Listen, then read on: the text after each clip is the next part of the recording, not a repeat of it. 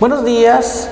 En marco al curso de Derecho Agrario, vamos a trabajar el tema correspondiente a la semana número 11. De esa cuenta, el tema es la reforma agraria revolucionaria de 1944 a 1954, fuente del decreto 900. Objetivo de la clase: que el estudiante de la Universidad Rural de Guatemala conozca de los elementos y sucesos generales acontecidos en marco a la reforma agraria revolucionaria de los años 1944 a 1954.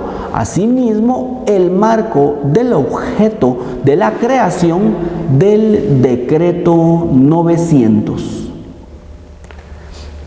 La revolución de 1944, que como se recordarán ustedes, fue a partir de acá el derrocamiento de los gobiernos militares, fue la época de la historia que marcó la vida de Guatemala más que cualquier otra.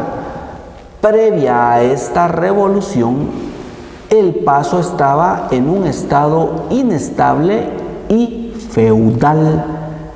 La United Fruit Company, UFCO, tenía control sobre el gobierno y gran porcentaje del terreno nacional.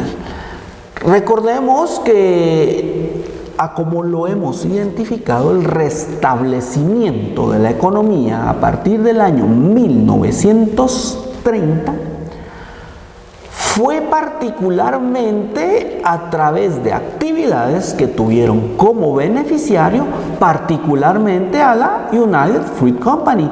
De esa cuenta es pertinente establecer que a través de la revolución se pretendía cambiar estas condiciones de vida. Y en el año 1945, Juan José Arévalo fue el primer presidente electo democráticamente por 3 millones de ciudadanos. Su campaña política se fundamentaba en 3 aspectos: la construcción de una carretera del Atlántico al Pacífico, el proyecto de una hidroeléctrica en el río Michatoya y particularmente la reforma agraria.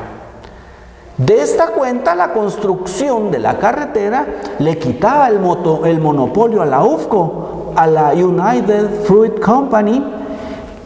La hidroeléctrica le quitaba monopolio a la empresa eléctrica y la reforma agraria, expropiaba las tierras ociosas de la frutera, entre otros propietarios de latifundios, que si recordamos, el latifundio es la extensión la gran extensión de tierra sin aprovechamiento.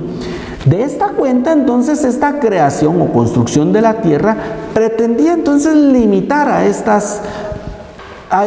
o particularmente a esta empresa, que particularmente había sido beneficiada por el Estado, pero que mantenía un monopolio sobre, en este caso, el transporte de frutas, transporte de todo tipo de comercio.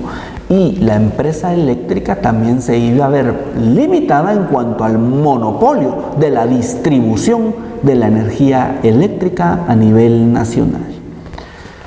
La primera disposición gubernamental del gobierno de Juan José Arévalo perseguía modificar las relaciones agrarias del país con la ley de arrendamiento forzado. El decreto se identificó como 712 y este se promulga en el año 1949, el cual obligaba a los propietarios que hubiesen dado parcelas en arrendamiento durante los últimos 4 años a seguir arrendándolas por 2 años más, y exigía a los terratenientes arrendar sus tierras ociosas. La tierra ociosa era la que no se estaba utilizando, y como consecuencia de estas rentas no debían de cobrar más del 5% del valor de la cosecha que se obtuviera. Estas primeras disposiciones originadas durante el gobierno de Arévalo culminaron con la primera ley de reforma agraria en el año 1952. Durante el gobierno de Jacobo Arbenz se promulga y se aprueba por parte del Congreso de la República el Decreto 900, que particularmente consistía en la reforma agraria del 17 de junio del año 1952. El decreto consistía en 107 artículos que determinaban las condiciones bajo las que se expropiarían las tierras y en las que se otorgarían como consecuencia, estableciéndose particularmente bajo qué elementos, régimen y particularidades iba a llevar a cabo. Sin embargo, el propósito del decreto 900 era acabar con los latifundios y brindarles oportunidades a los campesinos. Consecuencia de ello, no serían expropiadas las tierras en producción, únicamente las de propiedad privada que no estuvieran cultivadas, es decir, tierras ociosas, que pasaran como primer punto a formar parte del Estado. De esta cuenta, entonces, identificamos cómo este decreto 900 iba a limitar esos latifundios. Latifundio que, como lo habíamos identificado, era esta extensividad de tierra que no era explotada, que particularmente le limitaban el acceso a los campesinos a la misma, y como consecuencia de ello no habían posibilidades o formas de poder realizar producción de la misma.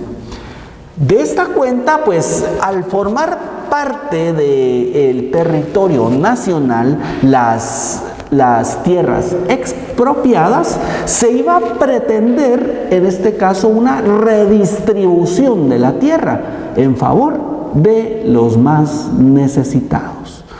El presidente Jacobo Arbenz, al considerarlo un éxito, en un mensaje al pueblo el 20 de junio del año 1952 sobre la reforma agraria manifestó: la ley de reforma agraria es el instrumento por el cual se podrá iniciar el camino de una transformación profunda en la vida económica, política y social de Guatemala, hacia una época de progreso y de mayor bienestar para un número mayor de la población. Pero todos sabemos que ningún paso en beneficio del progreso y de la civilización de los pueblos se ha dado sin lucha y sin oposición. Palabras propias de Jacobo Arbenz en junio de 1952, y que como consecuencia de ello, la política agraria de este régimen del 44, es decir, del año 1944 al año 1954, identificaba que la reforma agraria, además de ser distributiva, era normativa, ya que planteaba el deber ser, el modelo ideal a desarrollar, no solamente sobre el uso y tenencia de la tierra, sino también sobre el sistema productivo del país.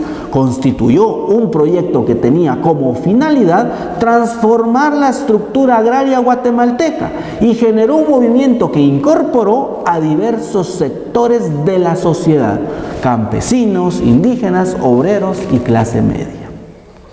Las demandas, problemas y necesidades de la sociedad fueron atendidas y canalizadas principalmente a través de las políticas públicas, como el sistema del seguro social, código de trabajo, autonomías municipales y también universitaria.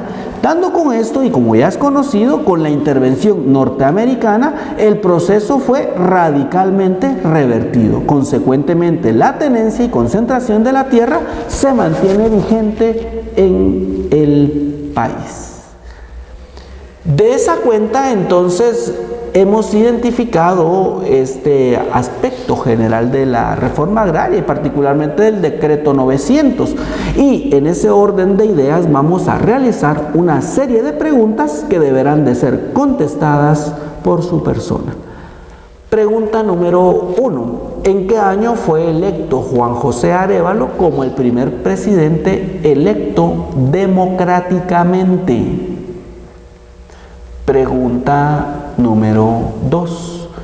¿En qué gobierno de qué presidente se promulgó y aprobó por parte del Congreso de la República el decreto 900? Pregunta 3. ¿Cuál fue la primera disposición gubernamental del gobierno de Juan José Arévalo que perseguía modificar las relaciones agrarias en el país? Muchísimas gracias por su atención. Buen día.